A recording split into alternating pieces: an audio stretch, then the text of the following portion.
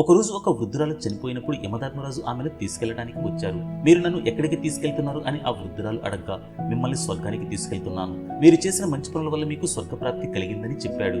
అప్పుడు వృద్ధురాలు స్వర్గానికి వెళ్లే ముందు నరకం మరియు స్వర్గం రెండు చూడాలని ఉంది అని అడిగింది.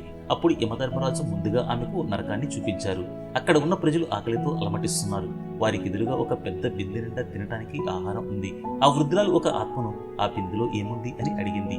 దానిలో రుచికరమైన పాయసం ఉంది, కానీ మేము దాన్ని తినలేము, ఎందుకంటే బిందె వరకు చేరుకోవడం అసాధ్యం, అందుకే మేము ఆకలితో ఉంటున్నాం అని చెప్పాయి. తర్వాత వృద్ధురాలిని స్వర్గానికి తీసుకెళ్లారు.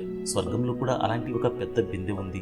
వృద్ధురాలు ఆత్మలను, మీరు కూడా ఆ బిందె వరకు చేరుకోలేరని అనుకుంటున్నాను అని అంది. అప్పుడు ఆత్మలు, మేము చెట్లను ఉపయోగించి మెట్లను తయారు చేశాం, అందువల్ల బిందె దగ్గరికి చేరి తినగలుగుతున్నాం, మేమంతా ఆ పాయసాన్ని తిని తృప్తిగా ఉన్నాం అని చెప్పింది. దేవుడు మనుషులకు ఎన్నో అవకాశాలు ఇస్తాడు, వాటిని సక్రమంగా వినియోగించుకోవడం మన చేతుల్లోనే ఉంది. నిజమే కదా? మీరేమంటారు?